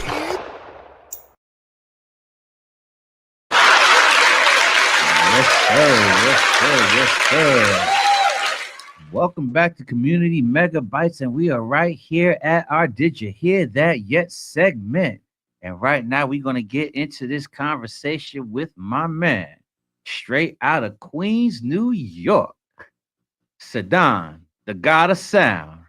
What's going on with you, player? How's everything going with you, man? Everything's wonderful, man. How are you? I'm maintaining, man. Just getting, hey, day by day, man. Just doing what it do. What can you do? I already know. You already know. Hey, you come from a tender era, man. You know what I'm saying? The era that I kind of like grew up loving and shit. So you know what I'm saying? I want to talk a little bit about your inspirations and how you got into this game of music and what inspired you to get in this game of music right here. Well, you know, my parents were musicians. You know, my father was a well-known musician. He played bass guitar. He played xylophones, he played drums, he played piano, and my mother was a singer, so I was always around music. I even had studios in the basement, you know, from an early age. But so writing music and poetry and all of that and learning instruments was always a thing. Right. But I didn't get into hip-hop until I heard Tila Rock. Once I heard Tila Rock spit, I had to jump on because the man said words, and I said, yeah, I can do this. Oh, that's a name that a lot of people don't throw out there. So that's what's up. Yo, the man said illustrating, imitating, description given, adjective expert, analyzing sung by the musical lyrics, singing people of the universe. It's yours. I said, yeah, I got that. I need that. Sir. Yes, I sir. need that in my world. Man, take it back right there. You know what I'm saying? No doubt. Shout out to Mikey D. You know what I'm saying? Queens is this home, you know, this best MCs in New York. Yeah, man, y'all got the most stars, that's for sure. That's for sure. Indeed. So what's the journey been like? You know what I'm saying? Trying to get this music out there and get the people to hear it and feel it, like get in rotation, stuff like that. What's that journey been like? Well, you know, back then, you know, it was grassroots, you know, making the tapes, making the CDs, you know, trying to sell them here and there on the, you know, on the grind, college radio, been that route. You know, where every once in a while get, oh, wow, you got it on, you know, Unsigned Hype on Hot 97, 92, Z100, you know, back in the days. And then wanting to be signed, wanting to be on a record label, but it never went that way. So I ended up just being an independent. You know, and I'm having too much fun. I'm having too much fun, doing it independently. And so now with shows like yours and the internet, and it's just so much different than what it was, but it's still the same love. Still the same love. So let's talk about this music, man. You know what I'm saying? What's inspiring some of this good, delicious writing that you're doing right now, man? I still hear a lot of familiar classic sounds, man. So what's going on with it? Well, the new album that I'm working on is called Forgotten Symphony. And the reason I had to name it that is because what we've forgotten is that this is music. We've had a whole genre of people want to go back and forth and shoot guns and make this violent and make this something that it's not. That's not why we started hip hop back in the day. We started this because we wanted to find an alternative to the violence to get out the hood. So now we're going to use our words. And now all these youngins have done is now change it into a war. And it's not worth it. You know, I want a lot of things to change. Like if you were to say to me today, yo, I'm going to a rap show. Well, what kind of rap show? You know, I want to have trap go over here. I want drill to go over here because I'm an old boom bap MC. So let me have an old boom bap show, an old boom bap party. You kids can't say a rap party no more. There's too many genres to this now. You know what I mean? Yeah. Just like with other music, there's urban, there's country, there's R&B, there's pop. I need hip hop to have breakdowns like that as well, because I'm not going to a show where I see Nas and King Von. That's not happening. You know what I'm saying? Right. Or I want to hear somebody with some lyrics. How about that? I could dig that. So what's going on with this joint, The Reckoning? Tell me. Let's talk a little bit about that. What's going on with that? Well, The Reckoning. It's a funny story about that. I was supposed to have a studio session with Mikey D, like, you know what I'm saying, the Mikey Destruction out of Queens, and then he wasn't able to show up for the session. I had already paid for the session. I said, all right, I'm gonna go in here and I'm gonna go ham. And I had already some lyrics ready to go. And I'm like, you know what? It's time that I let these people know that just because I'm over a certain age, you can't tell me I can't still do this. So now I'm bringing it to you. I'm a bounty hunter. This is your reckoning. It has to happen. Okay, well, without further ado, on Did You Hear That Yet segment, Community Megabytes with DAVON Franklin. Yes. Down the God of Sound, The Reckoning. Yes, sir. Hey, yo. I've been doing this for a minute, you know. Sedan, the God of Sound, son. They call me Sedan, the God of Sound. I represent Queens since the 70s. Peace to the gods. We are here, we're doing this. Southside Queens. Southside is outside. Queens get the money. Brooklyn, what's good? And now here comes your reckoning. It's your reckoning. Recognize. The time is mine. You will bow down. Now. God of Sound. Yeah. Come on.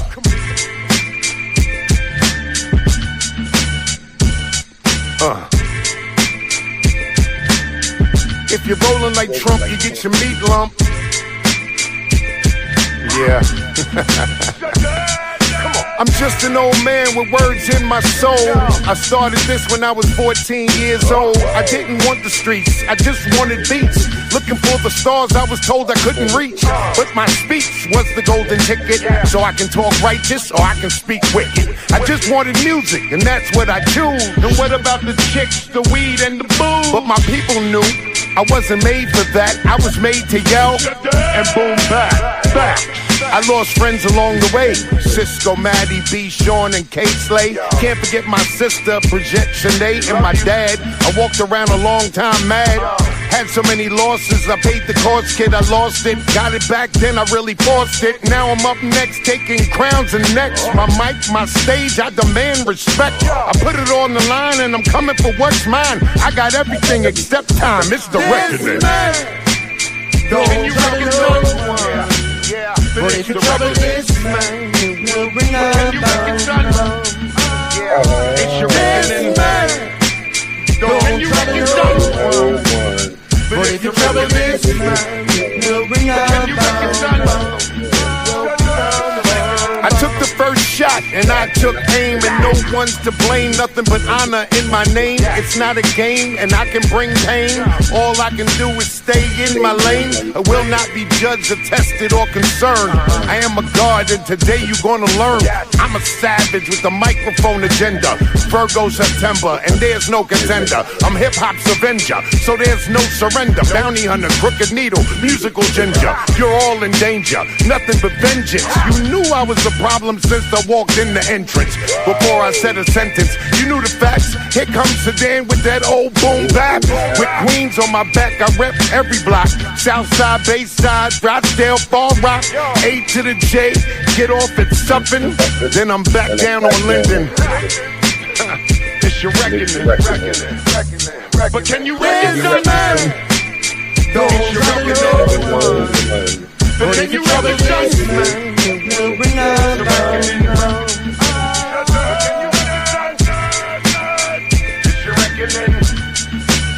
But can you recognize it?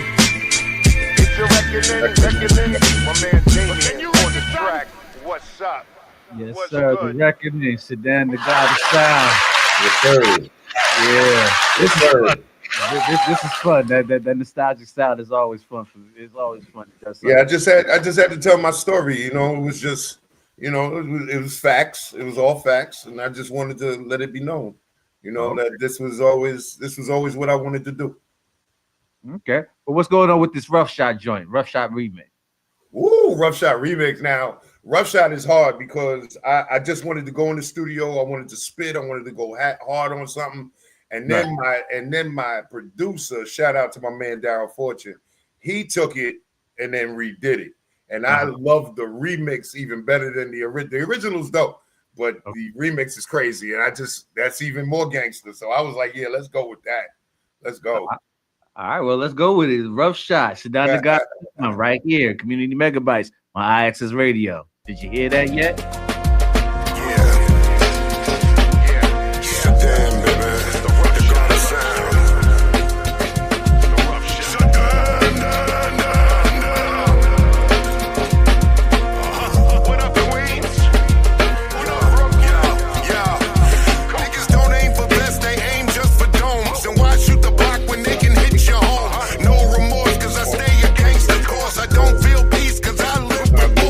Lives are lost and not my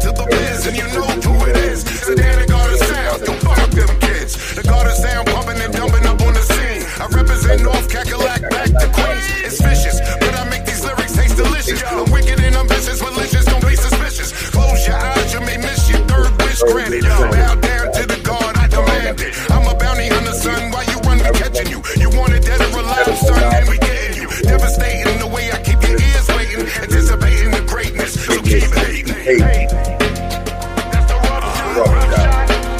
It's the rough shot. Rough shot. Yeah.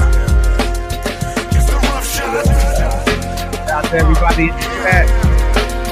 It's the rough shot. Rough shot.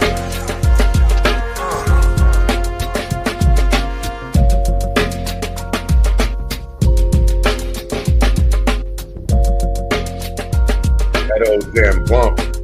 Yeah, that's tough, right? I tell you what, you close your eyes, you only see a spot. Oh man, Yeah. I like that shit. That shit was dope.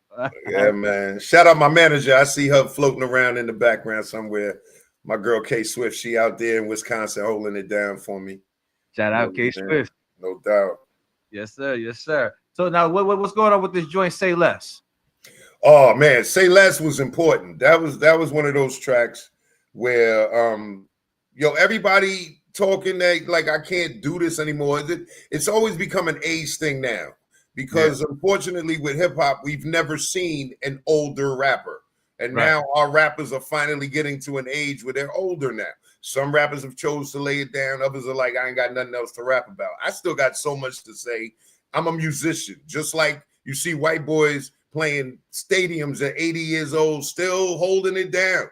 Why all of a sudden would I just stop rhyming because I hit a certain age? So my thing was stop talking, say less. I got this.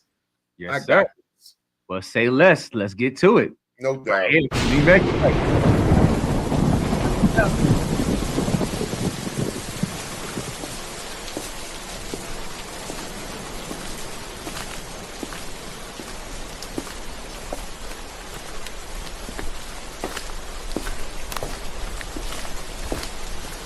Sedan. Yo, what's up, OG? Good to see you. Good to see you too. It's been a minute. I need something from you, OG. What you need? Something you owe me. Okay. I need this man. Him? Not on the planet tomorrow. Wow. You got it. Say less. Yeah.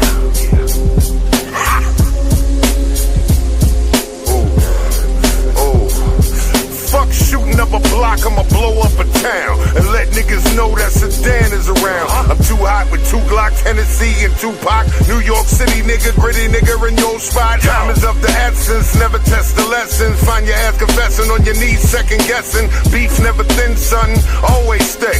Hunting for a Vic, nigga take your pick. Cause life is kinda strict and niggas tend to slip. Some born to rip, the rest R.I.P. Can you hear me now when the gun go pow? Niggas slowed on the grind, I want it now. Guess you're confused about what I really do. You got to pay dues and accept the bad news. Live by the rules or no reason to live. It's mine or his, probably mine. I live on the grind, it's all in my mind. I speak through the rhyme, I see all the signs. Say less. You feel you just float through life. Say less. Say less. Freedom will lock down your mind on freeze. And what'll happen when you're down on your knees? The true caper. Got my people killing for paper. Don't own no acres.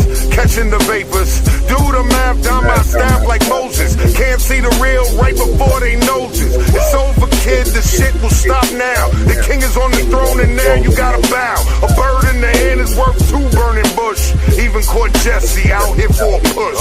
Over a rainbow, if you say so. And now we in the days you give rights to homos. Revelation is here, so keep selling drugs. Keep busting slugs, FBI bugs. And white man hugs a smile in your face. Just to take a place over and get a taste. But an ace up my sleeve, best believe I'm on point. And don't believe the devil, son, that's the point. The seals are broken, no time for joking. The God is here and hell is open. Oh, say less. You just float through life. Through life. Hardcore extreme, cream made through street dreams. Pharmaceutical schemes, fiend for fiends back in Queens. For blood of the rush, 1 squeeze, 1 touch, 1 gold, 1 Dutch. Now pass the buck. Respect due to the town and your crew. Best believe you just don't know what I'll do.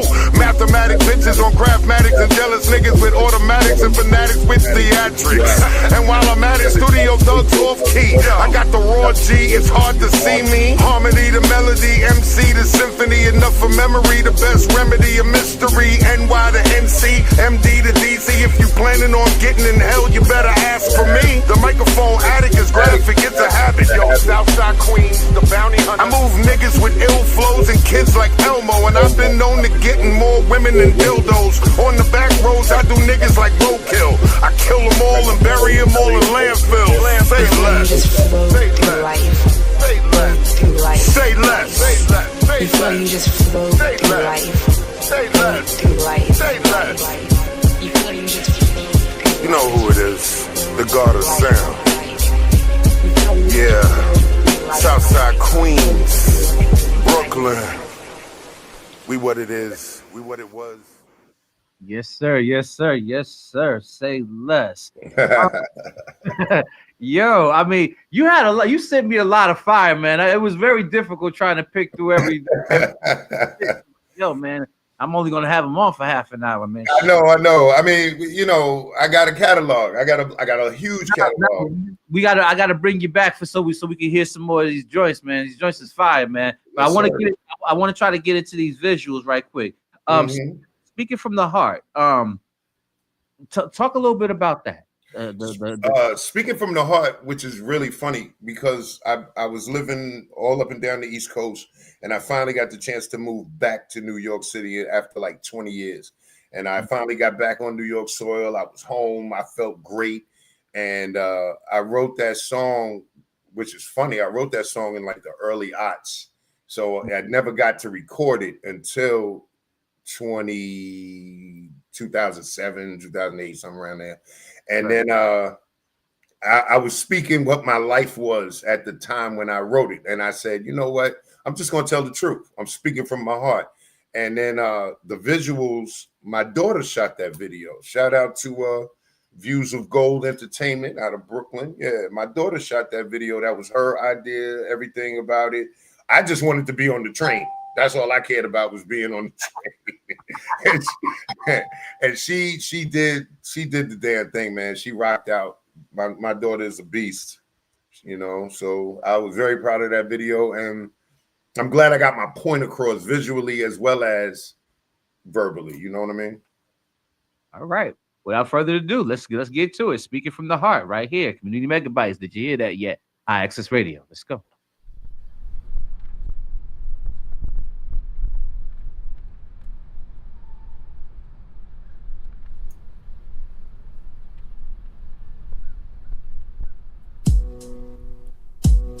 Yo. Speaking from my heart, baby. Speaking from my heart, baby. Yeah. I'm just speaking from the heart. Yo. I'm just speaking from the heart. Yo. You're in the wrong section with no protection, not to mention feel the tension. Any questions, hit your deck, because I'm next to flex with mad text, getting cash and checks with concepts from projects, where there's the suspects, insects and prospects, with connects, get respect from all my subjects. They adore the hardcore raw, from the car to the dance floor, till these niggas really want more. Now in the old school, there's no old fools getting bad news, drug moves, hot tools from broke rules. End up in church pews and never cruel is business with a pack of cools with fly jewels. A homicide was justified, look like a suicide. What goes around comes around. Time for the last ride. Speaking from my heart, baby. Speaking from my heart. And tell me you love me. Speaking from my heart, baby. Now tell me you love me. Speaking from my heart, baby. And tell me you love me. Speaking from my heart, baby.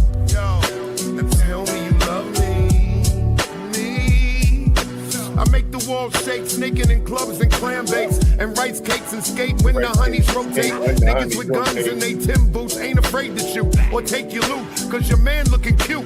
But I salute real soldiers in the ghetto or Middle East. Assist and cease, and peace to dead police. And don't get it twisted, I'm so gifted with the poetry. They notice me hopelessly. wishing I was smoking me.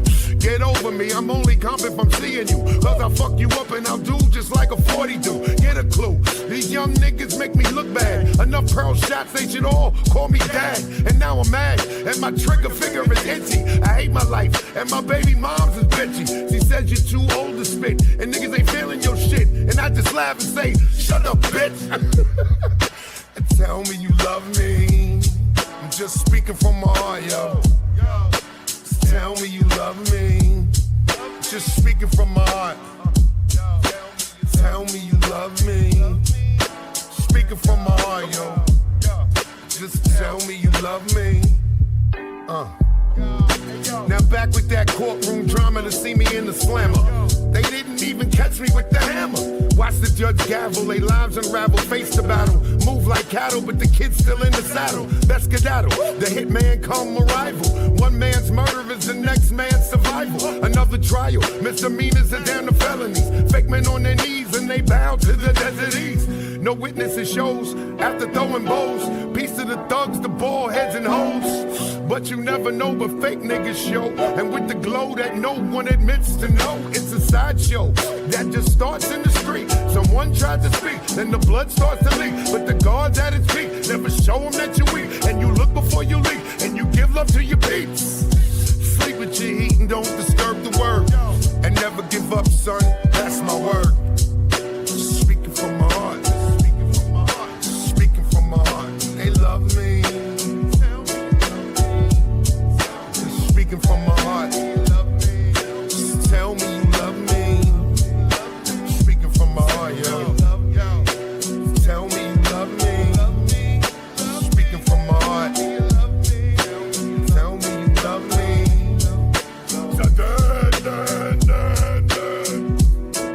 Got a sound, baby.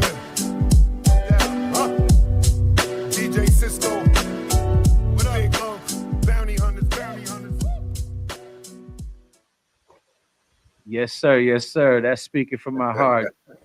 Dan, the god of sound. That shit was fire. I like that. Yeah, man. Shout out to Linden Plaza Apartments out there in Brooklyn and East New York. We had a ball out there that day, yo. Oh, okay, okay. You in my neck of the woods. Okay. Yeah. Well, I used to live in Linden Plaza. So, matter of fact, my house is like, if you're looking at my picture, I'm like right to my left. I was right behind my house. Yes, Chilling. sir. Yes, sir. Yes, sir. We about to close this segment out with I want you to talk about voices right quick. But before then, I want you to let everybody know where they can find you, find your music, and get up with all the latest greatest that you got going on. Yes, sir. Yes, sir. Well, first of all, I'll be in New York for about a week in January. I'm coming to see your boy, and I'll be out there, and I'm gonna shoot another video. We're gonna get this album will be released December 18th. You can catch me on Sedan NYC, which is on Instagram, and you can also go to my Sedan Avalon page. I know it's probably going to come up a Toyota car. I know. Make sure you put Sedan Avalon Music, and you go and you can see all my videos and everything and anything new that's coming out really soon. And of course, I'll be in Queens in June, like I always am every year. That's what's up. Now talk about this video voices that we're going to get into. Now that's what's funny. Now you said about Speaking from the Heart. Now Speaking from the Heart was the last song I wrote when I got to New York. Speaking from the Heart, Voices was the first, but Voices was the last video I shot before I moved back down south to North Carolina. My daughter also shot that video, and that video was really the song was personal. The video was personal because everyone in this world has voices in their head that they want to quelch. Not that you're crazy. It's just that there's things that you know that you have going on in your head that you may or may not say to anybody, but you think it. So I basically gave a voice to your inner voice. That's basically what I did. And I spoke truthfully from my own heart about how I think. And, I ran with it. And then my daughter saw the value in it. That's why I shot it at a St. Fortunata Church over off Linden Boulevard and Crescent over there in East New York, right between Linden and shout out to the Cypress Hill Projects. I used to be over there a lot. And I wanted to give love to Brooklyn. I wanted to give love to my peoples. And like I said, that was the last video I shot before I left New York. So it's poignant for me, Okay. Shout out to Tyrone Lowe. And I like to thank everybody that actually tuned in. My guests, Andy Soto, Earl Menace, my brother Franklin on point of love you, boy. Saddam, the god of sound. Appreciate you. Anytime. Everybody, continue on your week. You know what I'm saying? Take care of each other. Al Williams, appreciate you, big dog. You know what I'm saying? Live, love life. Take care of each other. Peace. Voices. Community Megabytes on IAXIS Radio. Let's go. Thank you, sir.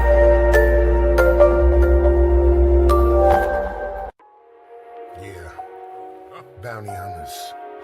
Sedan, the god of sound. I got these voices. I got these voices. Nothing. All these voices. All these voices in my head. Got voices in my head that made me do it. Death on the conduit, that Paisley fluid. You all knew it. Yo, Sedan and the Queen's best. A 40-year-old gat sack allowed in the bitch and best.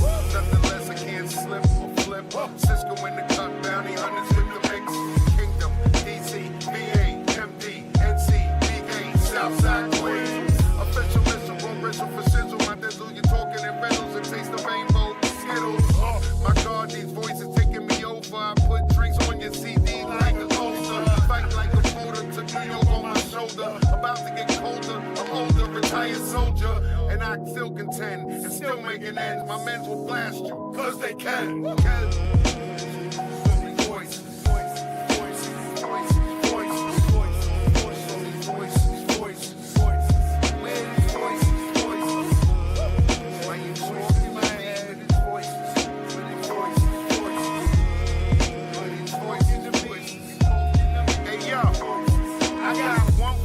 Tells me lose control. Got one voice that tells me run your goal. Got one voice that tells me kill all immigrants. I fought realizing that was immigrant. One voice said I'll kill your wife. And one voice said Sedan, you're nice. And one voice said put down your knife. And one voice said fuck it, I blasted twice. One voice said they don't deserve your lyrics. One voice said nobody gonna hear it. And then I said fuck y'all. They all said fuck you. Smoke the blunt, had a ball and made it do what it do. The voices. It's the voices. It's the voices. It's the voices. It's the voices. It's the voices. It's the voices. It's the voices. It's the voices. It's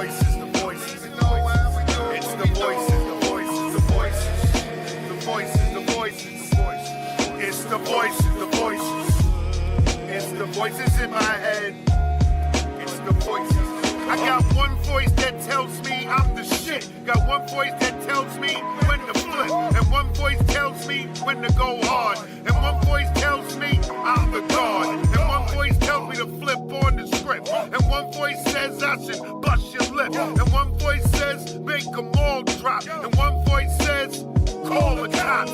One voice says about to pop. I just want all these voices to stop.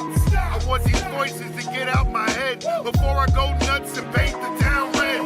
Before I lose it and go insane. And all of these voices running around my brain. Maybe it's fiction or my beer addiction. Maybe I should pray and stick to religion. All these voices. All these voices. All these voices in my head. All these voices.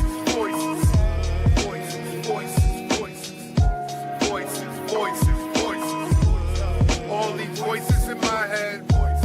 All these voices.